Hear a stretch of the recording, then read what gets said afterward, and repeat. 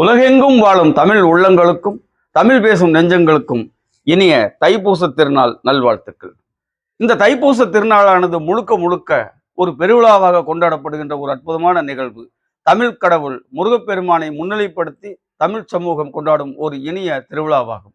இந்த தைப்பூசம் என்ற பெயர் காரணம் எப்படி ஏற்பட்டது என்று கேட்டால், இந்த தை மாதத்தில் பௌர்ணமியும் பூச நட்சத்திரமும் ஒன்றாக இணையும் இந்த நன்னாள் தான் தைப்பூசம் என்ற பெயர் பெற்றது.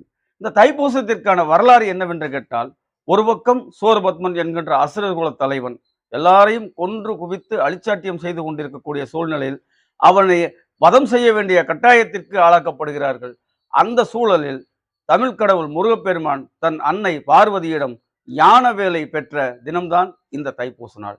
அதோடு மட்டுமல்லாது தன் அன்னையிடம் அந்த ஞான வேலை பெற்றுக்கொண்டு கொடியவன் அசுரர் குல தலைவனான அந்த சூரபத்மனை கொன்று குவித்து வதம் செய்த இந்த நன்னாள் தான் தைப்பூசம் என்று கொண்டாடப்படுகிறது.